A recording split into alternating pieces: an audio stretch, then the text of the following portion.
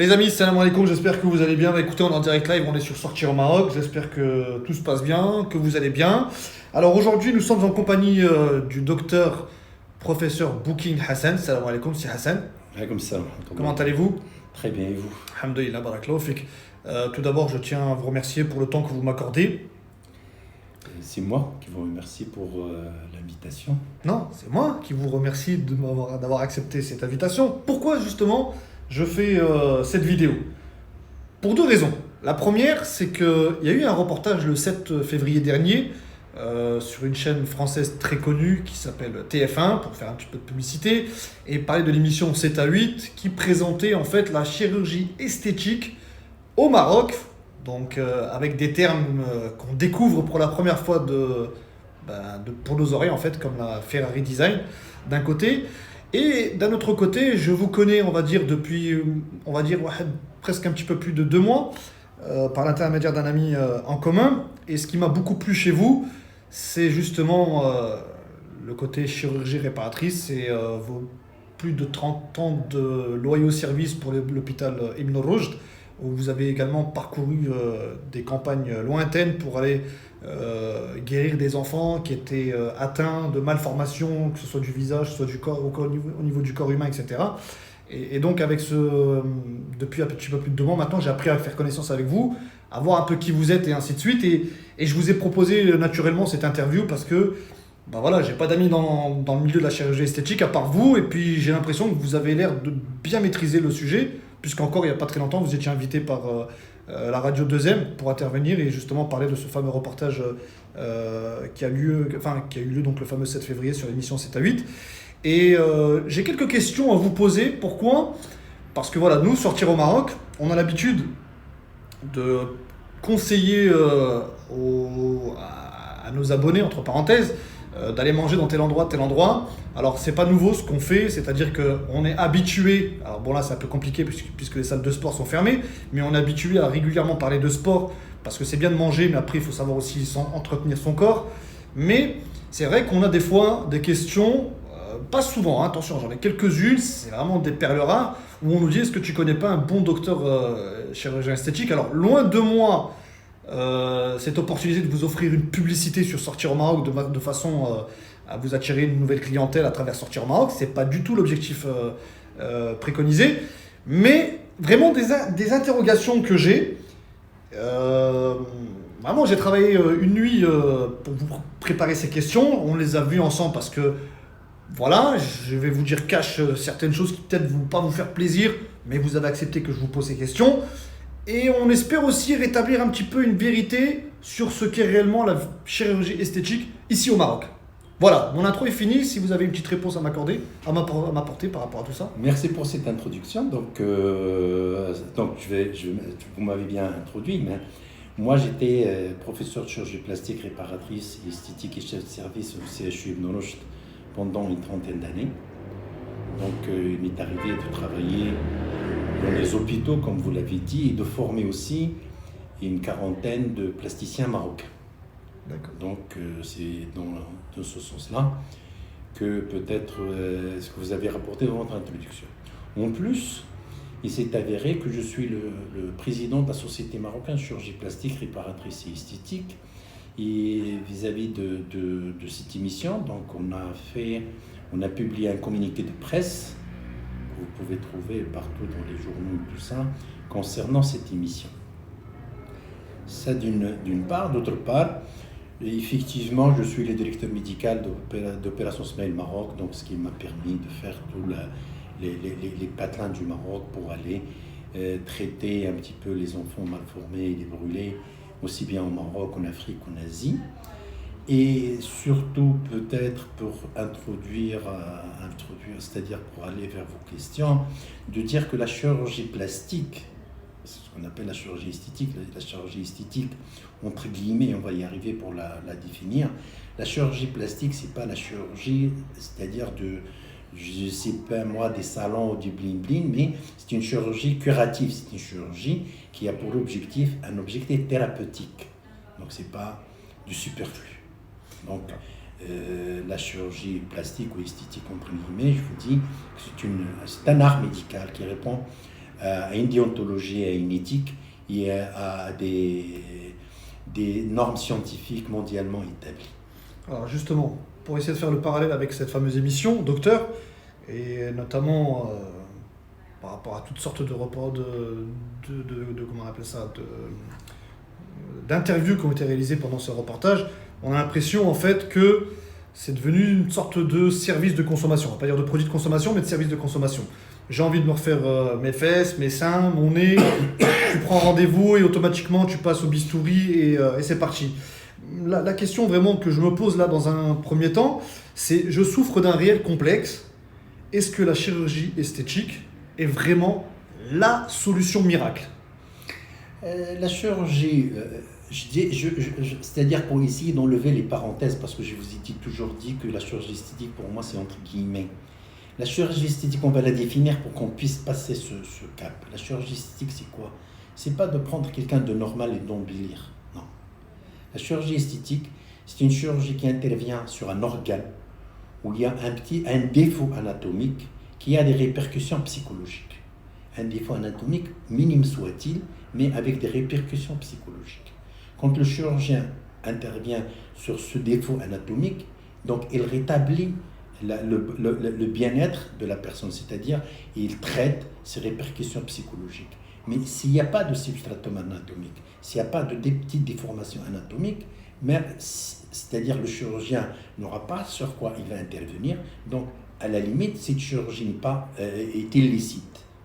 Donc c'est une chirurgie réparatrice, c'est-à-dire en bonne et due forme, c'est-à-dire il doit y avoir quelque chose d'anormal, anatomique, c'est-à-dire organique, d'anormal, avec les répercussions psychologiques. Si on n'a pas, je pense, c'est la base de la médecine, c'est ce qu'on appelle le primum non nocere, c'est-à-dire il ne faut pas normalement agir sur quelque chose qui est mal ou bien faire du mal. C'est-à-dire quand on agit en tant que médecin, on doit agir d'une façon réfléchie pour rendre service. Donc c'est pas un truc de consommation, c'est-à-dire comme dans un salon ou chez un coiffeur ou là pour se faire un tatou, là se faire des cheveux. C'est une chirurgie et c'est une médecine qui répond, comme je le dis, à des normes éthiques et déontologiques, à des trucs de sécurité scientifique et qui est un art médical. D'accord. Docteur, dans une logique de conseil, on va dire ça comme ça, si demain une personne désire par-dessus tout faire appel à un chirurgien pour justement qu'on pratique sur cette personne une liposuction, une rhinoplastie, c'est les seuls mots que j'ai appris, je ne connais pas beaucoup, mais je pense qu'il y en a beaucoup plus que ça. Quels sont les conseils que vous donneriez aux internautes qui nous regardent sur le choix du chirurgien? Comment on choisit un bon chirurgien? Pas quelqu'un au hasard. Un bon chirurgien, maintenant, c'est un peu difficile parce que dans le temps, c'était de bouche à oreille. D'accord. Ça reste encore de bouche à oreille.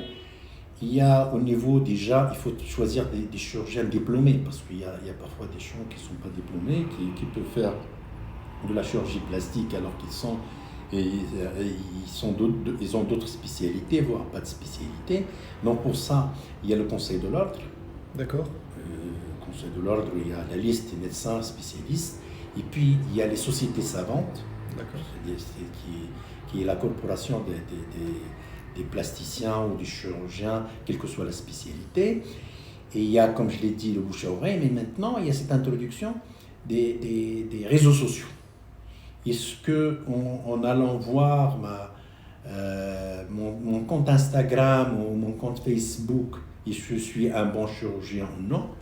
Est-ce que j'ai 2 millions de followers qui me suivent, est-ce que je suis un bon chirurgien ou non? Est-ce que si je fais appel à des influenceuses, à des blogueuses qui me font de la pub jour et nuit, est-ce que je suis un bon chirurgien ou non? Ça pose des questions et c'est une problématique mondiale, malheureusement. Je pense que C'est sûr que maintenant, avec les réseaux sociaux, on va aller dans un restaurant, c'est-à-dire on va aller sur les réseaux sociaux, on va chercher à acheter une chemise, on va aller chercher un médecin, on va aller sur les réseaux sociaux. Mais je pense qu'il faut quand même faire attention parce que rare, dans les comptes Instagram ou les comptes Facebook, un chirurgien va vous montrer des résultats bons, des résultats moins bons, et voire des ratés.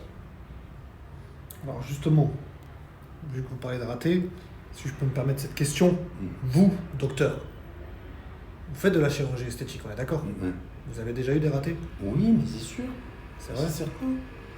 Mais il n'y a rien, et aucun métier, quel que soit ce qu'on peut faire, quel que soit le métier qu'on peut faire, même vous, même le restaurateur, mais tout ça, on peut toujours rater.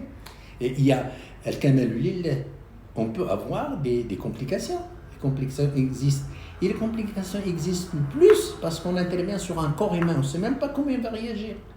Personne ne saurait, quelle que soit sa notoriété en chirurgie, je vais vous poser juste plus simple, personne, aucun chirurgien ne saurait d'une façon sûre, 100%, comment on va cicatriser son patient. Personne ne sait. Et il y a des complications. Maintenant, si on a fait une bonne consultation.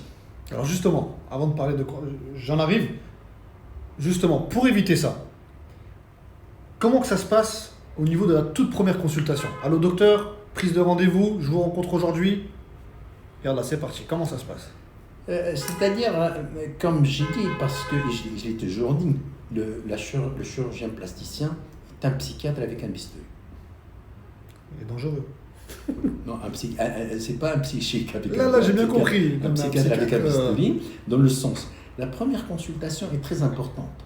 Et il faut éviter, aussi bien pour les patients que pour les chirurgiens, d'opérer suite à la première consultation. Il faut toujours 2 ou 3 consultations avec un temps de latence pour que le chirurgien apprenne à connaître son patient et que le patient apprenne à connaître le chirurgien et que les attentes de l'un et de l'autre convergent vers le même objectif. Donc la première consultation, on découvre le patient. On découvre le patient dans le sens, il est là, on va avoir sa personnalité comme il est, son côté, parce que quand on pose des questions, sa motivation, son côté psychologique, voire psychiatrique, sa demande, ça sur le côté esthétique, et ses attentes aussi, mais on va l'interroger en tant que patient, ses antécédents, est-ce qu'il est diabétique, est-ce qu'il est hypertendu, est-ce qu'il fume, est-ce qu'il fait, est-ce qu'il a été traité, est-ce qu'il a des allergies, est-ce qu'il a des antécédents familiaux qui peuvent faire que parfois il ne faut pas l'opérer ou bien il ne faut pas le faire. Je vais vous donner un exemple. Il y a des malades qui ont du rhumatisme, du polyarthrite rhumatoïde dans leur famille, tout ça, ou bien des maladies inflammatoires, et qui viennent parfois pour des consultations toutes simples, c'est l'injection d'un filler. Qu'est-ce que vous appelez l'injection d'un filler? L'acide hyaluronique, c'est-à-dire pour combler des rides, pas le okay. botox. Et ces fillers-là, ou ces acides hyaluroniques, peuvent entraîner des complications graves avec des nodules. Si on ne pose pas la question à cette personne, comme quoi il n'a pas une maladie inflammatoire. D'accord. Et on peut poser des questions sur quand on va opérer un sein chez une patiente, de voir est-ce qu'il y a des antécédents de cancer du sein, est-ce qu'elle a fait des mammographies, tout ça. Donc, comme je l'ai dit, je le redis, la spécialité de chirurgie plastique ou esthétique est une spécialité médicale, c'est-à-dire elle est chirurgicale. C'est comme la problématique qui se pose et sur laquelle il faut absolument la souligner. Quand on a mal, quand on va aller voir un chirurgien normal, on a mal à droite, le chirurgien il vient nous examine, il va nous demander une échographie, il va nous demander un bilan sanguin, il va nous dire « Ah, très probablement, vous avez une appendicite, il faut que vous opérez. » Et puis, on va se faire opérer de cette appendicite. La chirurgie plastique, avec ces réseaux sociaux, avec les moyens de communication maintenant, la patiente, il ne vient pas pour un problème. auquel le chirurgien doit réfléchir pour lui trouver une solution. Non, il vient pour la solution. Il vous dit, docteur, moi je veux du botox ici, je veux augmenter ce sein, je vais diminuer un petit peu ce mollet, c'est-à-dire, il vient avec le diagnostic, avec la thérapeutique. Donc, Attendez, excusez-moi juste terminer. Oui. Donc, pour revenir, il doit y avoir une logique médicale. La logique médicale veut, il faut interroger son patient, l'examiner, faire un diagnostic, et puis quand on fait un diagnostic, demander un bilan, et puis proposer des solutions thérapeutiques, tout en expliquant les risques de toute une solution thérapeutique. Une fois qu'on se met d'accord, on proposerait une solution à condition que les bénéfices soient plus importants que les risques, parce que c'est la seule spécialité où le chirurgien a l'obligation de dire non. Si vous avez un malade qui vient avec une douleur à droite ou quelque chose, et comme je l'ai dit, par rapport à l'appendicite, vous faites une échographie et vous faites le diagnostic d'une appendicite, vous êtes dans l'obligation de l'opérer, sinon c'est non-assistance à personne en danger. Alors qu'en chirurgie plastique, vous êtes dans l'obligation parfois de dire non si l'attente est réalisable, c'est-à-dire est-ce qu'elle attend ce patient ou cette patiente n'est pas réalisable.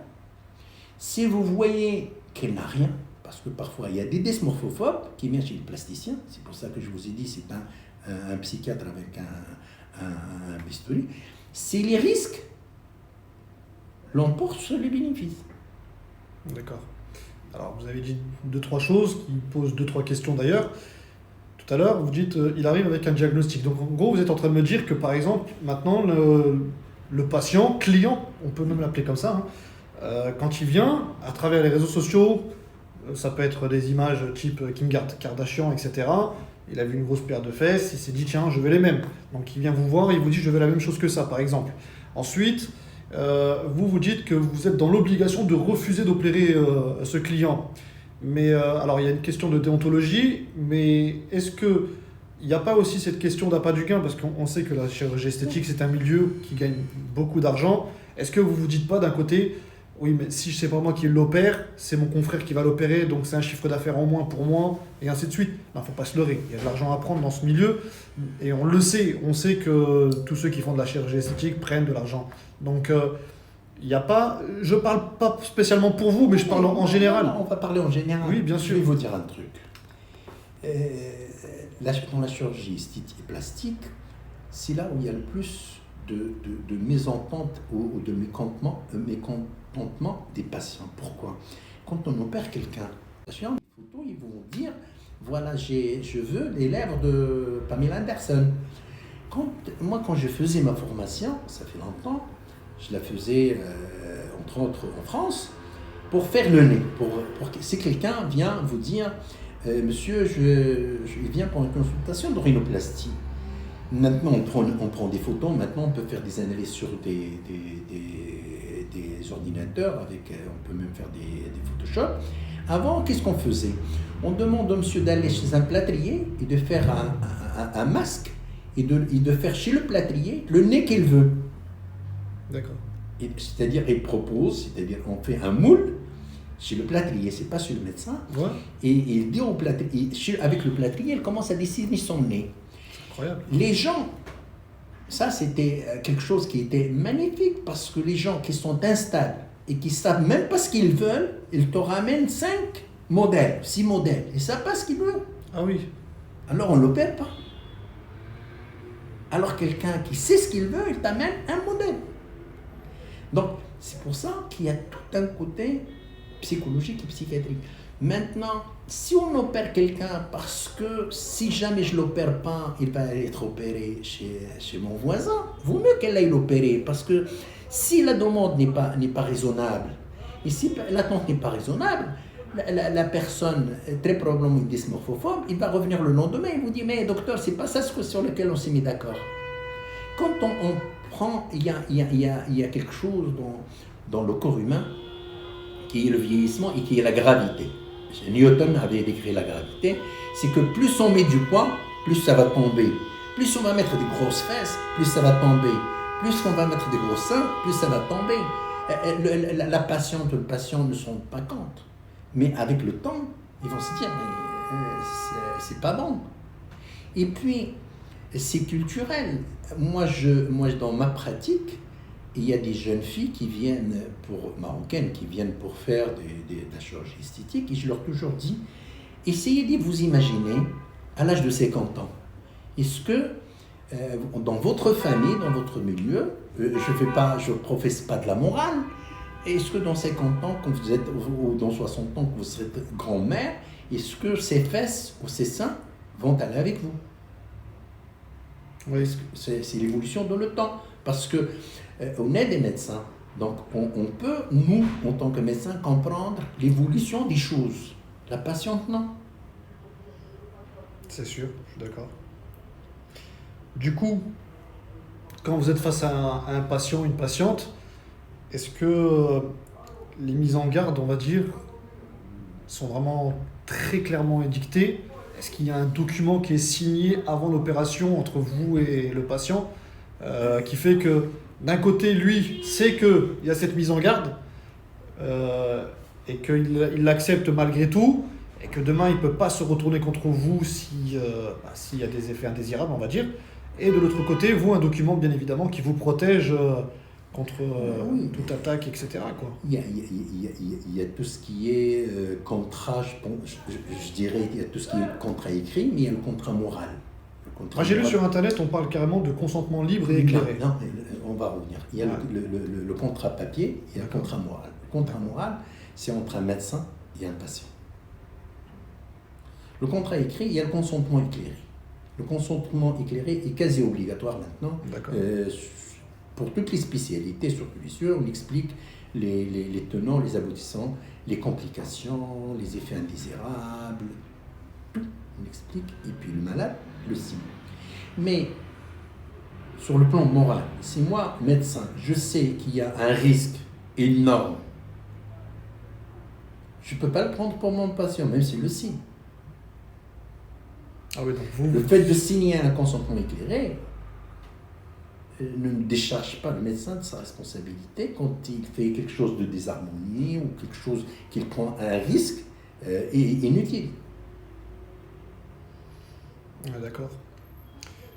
Docteur, je vais revenir sur un autre sujet que vous avez évoqué au tout début quand on a posé la question du choix du chirurgien plastique, qui me préoccupe parce que je l'ai vu dans le reportage de 7 à 8. C'est en fait, on voit toutes ces jeunes filles qui n'ont même pas encore 25 ans, on va dire ça comme ça, tout juste 18, 19, 20 ans. Tout à l'heure, vous avez parlé des influenceuses donc, qui font de la publicité. Donc, elles sont suivies la plupart du temps par des jeunes, par un jeune public qui, pour la plupart, entre 18 et 24 ans. Vous, qu'est-ce que vous faites par rapport à ça? Si jamais vous avez une jeune fille, je veux dire de 18, 19, 20 ans, qui vient vous voir, déjà, est-ce que vous acceptez qu'elle vienne seule vous rendre visite? Est-ce que vous imposez obligatoirement la présence d'un parent?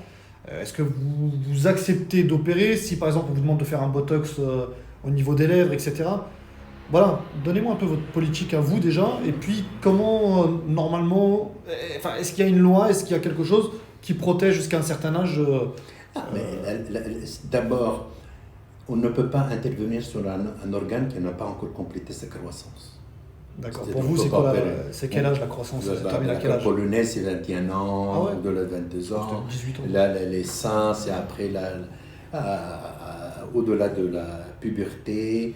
On peut toujours opérer en présence des parents à des oreilles décollées chez un enfant de 5 à 6 ans. Là, on est plus sur de la chirurgie réparatrice. Là, je suis vraiment dans la chirurgie esthétique, dans la chirurgie esthétique. Plastique. Là, je vais vous raconter une histoire qui s'est passée en Grande-Bretagne dernièrement. Vous savez qu'il y a une chirurgie qu'on appelle la nymphoplastie. La nymphoplastie, c'est la réduction des petites lèvres vaginales, qui se fait chez les femmes, qui parfois sont gênées parce que ça dépasse quand elles sont habillées, au moment des rapports, ça assèche la cavité vaginale. Et puis, avec, je ne sais pas, il y avait un peintre qui avait fait le Vaginal World, c'est-à-dire où il avait fait toutes les vulves et tout ça. Et puis, il y a beaucoup de choses qui ont été faites dans le sens pour chercher la vulve qui répond aux normes au canon. Il y avait ces jeunes filles qui partaient pour faire des nymphoplasties. Maintenant, elles sont interdites. en Angleterre.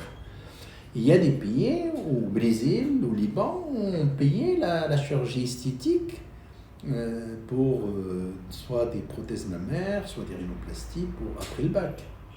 Mais maintenant, il faut absolument, c'est pas l'âge chronologique, et il faut aussi la maturité d'esprit, et puis est-ce que, comme je l'ai dit, il faut que ça soit mature, et puis il faut que la demande soit raisonnable. Donc, moi je veux une réponse claire à ma question. Une jeune fille de 18 ans, elle vient vous voir déjà toute seule. Vous l'acceptez ou pas? Non. D'accord. Elle vient accompagnée de ses parents, de sa mère en général. Oui. Excusez-moi les mamans, mais en même temps c'est la vérité. Je peux l'accepter. Vous pouvez l'accepter? Et elle vous demande de refaire des lèvres, des trucs comme ça? On en reçoit avec leur maman, et que c'est les mamans qui posent l'indication. D'accord. Surtout au Maroc, la chose qui se fait le plus, c'est les prothèses mammaires. Et c'est les mamans qui ramènent leurs filles parce que, à 18 ans, à 22 ans, parfois un peu plus, c'est elles qui posent les diagnostics et tout ça pour faire c'est-à-dire pour proposer à sa fille une prothèse mammaire. Mais le plus souvent, moi je pose la question à la fille, est-ce qu'il est déjà, c'est-à-dire est-ce qu'ils sont le besoin ou non, parce que parfois on n'opère pas aux yeux des autres. D'accord. Et donc il y a donc dans d'autres pays d'autres choses qui se font, donc comme je l'ai dit au Liban, au Brésil, il y a des mamans qui ramènent leurs filles pour leur faire des injections de graisse au niveau des fesses. Ah oui? À quel âge? 18 ans, 19 ans, 20 ans. Ah, c'est... On n'est pas au Maroc. Ah non, mais ça c'est Brésil, Colombie, Venezuela et ainsi de suite, quoi. D'accord. On continue nos questions. Alors je disais tout à l'heure, alors si vous avez des questions, bien évidemment, dans le live, n'hésitez pas à m'envoyer vos questions comme vous le faites en commentaire, puisque je les répète juste après au docteur. Mais moi, pour continuer, docteur, pour quelle raison, alors tout à l'heure vous l'avez dit par rapport aux jeunes filles, mais maintenant on va parler en général, peu importe l'âge, hommes et femmes d'ailleurs, pour quelle raison vous, alors vous en avez cité quelques-uns tout à l'heure, mais c'est bien de les énumérer maintenant, qu'on comprenne un peu, pour quelle raison en fait vous pourriez refuser une opération, et quelles sont les raisons qu'un chirurgien en général doit absolument refuser une opération. En fait, que vraiment, là, désolé, là, il n'y a pas de solution, c'est pas possible la chirurgie esthétique. On peut la refuser pour plusieurs choses. D'abord, parfois, il y a des gens qui viennent pour une dysmorphophobie. Une dysmorphophobie? D'accord. Ça veut dire, c'est quelqu'un qui est sur le plan, qui a un problème psychiatrique, et il somatise sur son nez alors que son nez est normal. Il peut le faire sur son nez, comme ils peuvent. On a des hommes parfois qui viennent pour des problèmes de fesses, alors qu'ils ont des fesses normales. Des hommes? Des hommes, mais c'est pas parce que c'est des malades psychiatriques, c'est parfois le plus souvent c'est des schizophrènes. Et puis il y a parfois des gens qui demandent des choses irréalisables. Par exemple? Vous pouvez trouver un obèse qui pèse dans les 120 kilos, il va vous dire j'ai envie de faire une liposuction pour maigrir. Or, c'est pas possible, c'est irréalisable. Je suis désolé, je vous coupe la parole sur cette réponse que vous venez de donner. Est-ce que justement la liposuction fait perdre du poids? Non, du tout. Jamais. C'est vrai? Parce qu'on se dit la liposuction, c'est un traitement des amas de graisse localisée. C'est pas un traitement d'obésité. L'obésité, c'est le régime, c'est la chirurgie bariatrique, c'est l'exercice physique, c'est l'hygiène alimentaire. On peut pas traiter l'obésité par la liposuction. Et donc, quand il y a des risques, on ne peut pas, parce que c'est quand même une chirurgie de bien-être, de confort. Certes, il a un but thérapeutique, mais si le risque dépasse le bénéfice, il faut que le chirurgien dise non. Malgré qu'on va signer ce qu'on appelle le consentement éclairé. D'accord. Mais le chirurgien ne peut pas dire au malade Oui, c'est vrai que vous avez un problème cardiaque et que si on vous opère, vous risquez de mourir. Donc, comme vous avez signé, on va vous opérer. Donc, quand le risque, il est là, il ne faut pas opérer. Quand la demande du patient est irréalisable, il ne faut pas opérer. Quand il n'y a pas, comme je l'ai dit, un substratum anatomique sur lequel on va intervenir, il ne faut pas intervenir. Il faut surtout éviter, parce que le problème, même c'est ce qu'on dit qu'en chirurgie esthétique, il y a la patte du gain et tout ça, mais les mauvais malades, c'est des malades qui viennent parfois et qui ne savent même pas ce qu'ils veulent. Si on les opère, ça devient problématique pour le chirurgien, parce qu'il reste dans le cabinet des années qu'ils viennent, non mais je ne suis pas satisfait, je ne suis pas satisfait.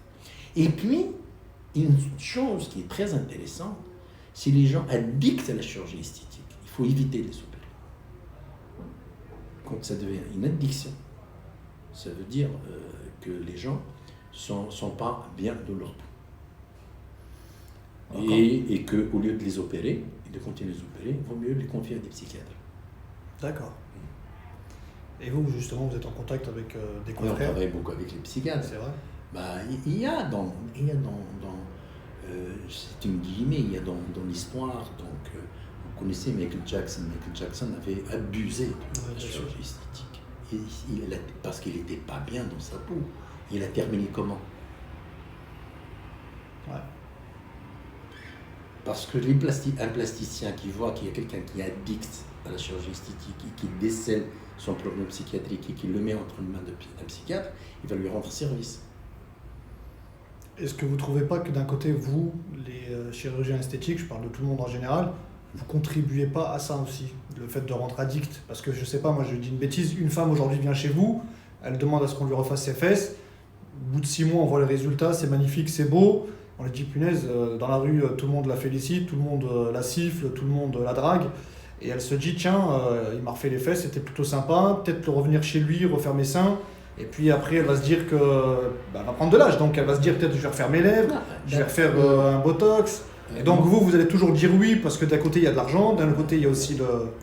On va se donner une petite seconde pour bien expliquer les choses. Oui. La chirurgie esthétique ou la chirurgie plastique a un but thérapeutique. C'est pour ça que dans les pays européens, parfois il est pris en charge par la sécurité sociale. Vous savez que la réduction mammaire, les prothèses mammaires, Ici au Maroc? Non, en France et dans les pays européens, il est pris en charge parce qu'il a un objectif thérapeutique. C'est quelque chose qui traite les patients. Maintenant, l'appât du gain et l'addiction. L'addiction, elle est différente parce que l'addiction, c'est-à-dire l'addiction parfois sur le même organe. L'addiction sur le même organe, c'est quelqu'un qui a fait son nez, il va le refaire 3 fois. Une femme, c'est-à-dire qui a fait un plasticien a fait ses fesses et dans les règles de l'harmonie avec son corps, qui c'est Julie, et puis qui trouve sa poitrine qui tombe au bout de 6 mois, 1 an, elle refait sa poitrine, mais dans les règles de l'art, c'est-à-dire à chaque consultation, on voit est-ce qu'il y a quelque chose à traiter, est-ce que la demande est réaliste, est-ce que les attentes de la patiente sont réalistes, on peut toujours le faire. Moi, je vous dis l'addiction, il y a des femmes qui font jusqu'à 5-6 liposuctions une année. Carrément? Ah oui, il y a des femmes qui ils changent de prothèse mammaire comme ils changent de chemise. Ça, c'est l'addiction. Mais se faire une chirurgie tous les 2-3 ans, quand on a un petit relâchement au niveau visage, on traite et tout ça, le bien-être, l'épanouissement, c'est quelque chose de bien. Donc la chirurgie, comme je l'ai dit, il a un but thérapeutique, et il a un but de rendre les gens heureux et épanouis. Mais comme si on fait cette chirurgie chez quelqu'un de déprimé, chez quelqu'un qui n'est pas bien, et chez quelqu'un qu'on ne devra pas opérer, qu'on opère, parfois on peut le sombrer dans la dépression, surtout s'il y a une petite complication, quelque chose comme ça, comme la motivation, il ne savait pas ce qu'il veut, la motivation n'était pas là, donc ça risque de poser le problème. Et pour le gain de l'argent, l'appât de l'argent, vous savez que le premier plasticien marocain, c'était Lantillac.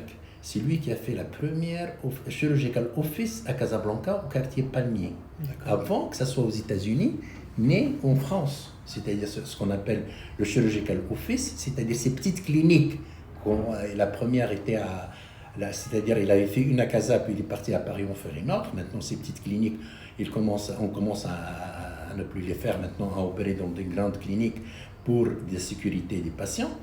Ce monsieur-là, il a parlé de la motivation, parce que quand quelqu'un qui a un petit, comme je l'ai dit, un petit substratum anatomique au niveau de son nez, et il a des répercussions psychologiques, donc il faut lui faire son nez, et pour savoir la motivation, pour juger d'une façon objective la motivation, comment on peut le faire pour voir est-ce que ce monsieur, cette dame a vraiment besoin de faire cette chirurgie ou non, ou bien c'est sur un coup de tête.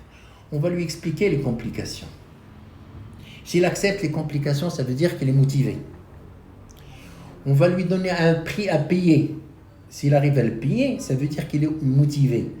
Je mets ça, c'est quelque chose qui date déjà des années 50. Maintenant, heureusement, il y a une démocratisation de la chirurgie plastique, réparatrice et esthétique au Maroc. Donc, c'est parmi juste pour expliquer un petit peu comment on peut normalement, c'est-à-dire essayer d'évaluer la motivation, parce qu'on a dit c'est un substratum anatomique avec des répercussions psychologiques, pour essayer de voir ces répercussions psychologiques, est-ce qu'ils sont là et quelles sont les motivations du patient pour aller au-delà pour traiter ces répercussions psychologiques. On va le savoir s'il accepte les complications et s'il accepte de payer.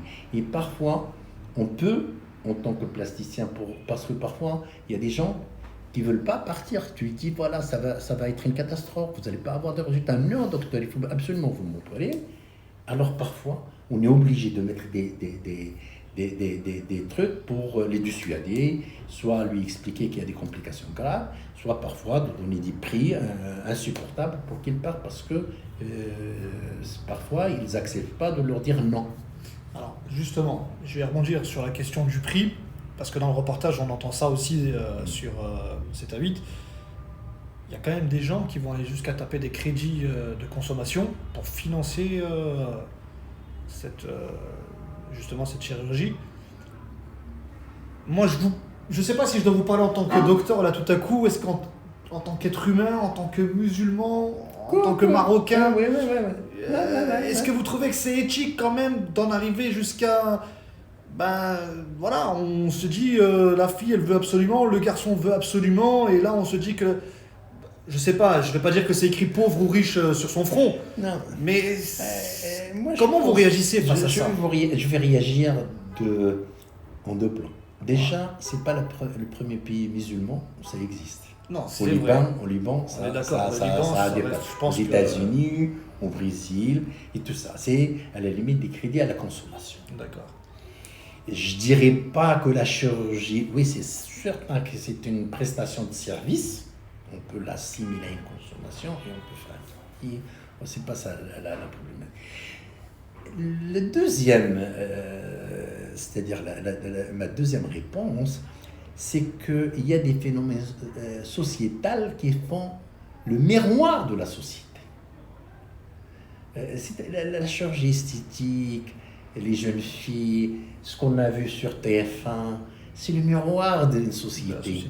Et le miroir de la société, vous allez trouver des femmes accros qui comme moi je suis pas là pour professer une morale, mais des femmes comme celles, avec tous mes respects à ces femmes qu'on avait sur le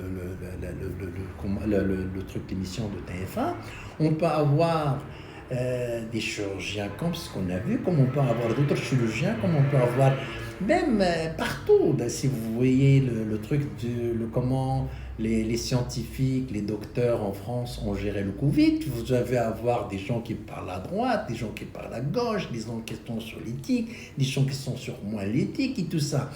Moi je pense, ça reflète notre société. Et d'ailleurs, en parlant de notre société, vous pouvez me dire à peu près le profil des personnes qui viennent chez vous Est-ce que vous savez dire aujourd'hui que c'est vraiment des personnes aisées? Toutes les catégories. C'est vrai? Toutes les catégories. Et je vais vous dire, je vous ai dit que j'ai travaillé dans une université pendant 30 ans. D'accord. J'ai préparé plein de travaux scientifiques, de thèses, tout ça. On avait fait une enquête sur les filles qui travaillent dans les usines à Einsberg, D'accord. des SMIC. Combien elles mettaient de leur mandat, de leur salaire, pour acheter des produits de cosmétiques, c'est-à-dire leur maquillage, leurs trucs. Ils mettent entre 30 à 45% de leur salaire. 30 à 45 5% de leur de leur salaire. hein, en tant que produit de cosmétiques. C'était coiffeur, maquillage, parfum. C'est vrai que c'est un budget. C'est un sacré budget. C'est un budget. Mais c'est un budget de bien-être. Les femmes marocaines sont connues pour être coquettes. Moi, je pense que ça peut être quelque chose de positif aussi quand on prend l'échelle de Maslow, parce qu'on va se faire, c'est-à-dire quand on a réglé un certain nombre, peut-être plus ou moins, un certain nombre de problèmes, je dirais vitaux ou intestinaux, qu'on va penser au bien-être. Et je pense, dans les crises mondiales, la Deuxième Guerre mondiale, les crises économiques, L'Oréal n'a jamais eu des crises, alors que les autres boîtes ont des crises. Alors que L'Oréal, qu'est-ce qu'ils vendent? C'est quelque chose qui est en nous, en tant qu'être humain.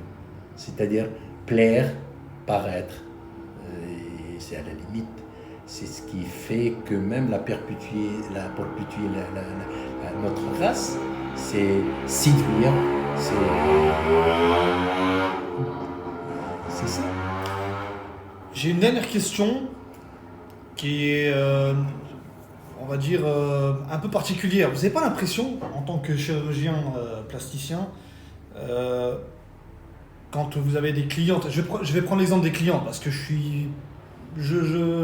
en fait, la chirurgie esthétique côté homme, j'ai l'impression que c'est quelque chose de complètement nouveau. Non, et que ça arrive maintenant. Ça existe. Non, bien sûr, ça existe, puisqu'on a des gens qui refont un peu les tabliers de chocolat, qui refont les fesses, qui refont un peu au niveau de la poitrine. Ça a toujours existé. C'est vrai, toujours, depuis le début. Mais on a l'impression que quand on regarde les réseaux sociaux, c'est très souvent les femmes. Alors, je ne dis pas ça pour tacler les femmes, bien sûr. Non, parce que toute la publicité, tout ce qu'on fait dans les publicités, on met en avance la femme par rapport à l'homme. Ouais, mais vous n'avez pas l'impression, vous, une fois que sort de chez vous, c'est copier-coller de ce que vous avez fait avant et avant et avant et avant et avant. Il n'y a pas quelque chose de complètement nouveau. Non, c'est toujours les mêmes choses. On fait des fesses, on fait des seins, on fait des lèvres, on fait des nez. Non, du tout. Bah, ça, c'est ce qu'on avait dit sur le Liban. Non, mais c'est faux parce que un visage ne correspond pas à un autre visage quand on fait un truc. Moi, je vous dis, je suis parmi c'est-à-dire ma philosophie, c'est d'être dans l'harmonie, pas dans l'excès. D'accord. Il faut harmoniser un corps, pas dans l'excès. Et quand on harmonise en fonction de l'existant. On ne peut pas harmoniser en fonction de quelque chose qui n'existe pas. Bah écoutez docteur, je ne vais pas vous prendre plus de temps que vous m'en avez déjà accordé. Moi je vous remercie beaucoup d'avoir répondu à toutes mes questions. Si j'ai été un petit peu taquin, c'est volontaire parce que je ne peux pas aller uniquement dans le sens du chirurgien les amis, parce qu'à la fin vous allez me dire oui mais tu travailles pour lui, tu es de connivence avec lui, tu n'as posé que des questions qui vont dans le sens du poil du docteur. Là les amis je vous ai posé des questions parce que j'ai eu des questions en amont qui m'ont été envoyées quand j'ai posé la question en story. Donc certaines personnes m'ont posé des questions, j'ai essayé de poser ces questions, vous l'avez vu. Je l'ai prévenu au début, je lui ai dit que j'allais lui poser ces questions parce que sinon c'est pas la peine, je ne peux pas faire l'interview. Et encore une fois docteur, merci encore une fois pour ces réponses. Juste une dernière, comment on appelle ça, un dernier mot pour la fin que je vous laisse. Si vous avez des conseils à donner, si vous avez quelque chose à dire. Moi, je te remercie pour l'interview. Moi, je me suis toujours dit, comme je vous l'ai dit au départ, c'est-à-dire, comme on dit chez nous, c'est pas c'est-à-dire, si on va se auto-censoriser pour parler, il faut parler, c'est un débat. Et on est tous, c'est pas parce que je suis chirurgien, mais je suis aussi marocain, je suis un être humain, donc je peux parler en tant que chirurgien, comme je peux parler en tant que Marocain, en tant qu'être humain, donc je suis sensible à ça. Et puis, les interviews comme ça, si vous osez pas me poser des questions, c'est-à-dire à quoi ça sert tout ça. Donc, je pense que si on va retenir, c'est pas retenir quelque chose, donc c'est-à-dire mes conseils, c'est que les sociétés évoluent, on évolue. Il y a des phénomènes sociétals qui sont là. Et comme je l'ai dit, qui reflètent notre société avec tout ce qu'il y a comme, je dirais, un ébouillantement à l'intérieur. Et puis une société, heureusement, elle est faite de toutes les catégories de personnes. Et puis, c'est à partir là, vous allez voir, dans quelques années, comment ça va se passer. C'est-à-dire, quand il y a un phénomène de société comme ça, le législateur, le truc vont s'y mettre et vont essayer de régulariser. Et la régularisation vient toujours comme ça. C'est comme une roue. Ça tourne et puis on régularise et on avance. Et je vous remercie. Docteur, merci encore une fois. Donc on était chez le docteur Hassan Booking, les amis, qui est dans le quartier Bourgogne. Bourgogne. C'est ça. Et voilà, vous avez votre propre cabinet, vous opérez... limite j'ai envie de vous dire tout le temps parce que vous avez jamais le temps en fait. Et voilà, si vous voulez des informations, je posterai sa carte en story et vous aurez un maximum d'informations. Vous pouvez le contacter directement. Il y a toute une équipe. Combien de personnes d'ailleurs travaillent ici chez vous? 5 personnes au cabinet, mais à la clinique et une dizaine. Une dizaine à la clinique, d'accord. Docteur, merci encore une fois. Je vous dis à très vite, Inch'Allah les amis. Salam alaikum tout le monde et à très vite sur Sortir au Maroc.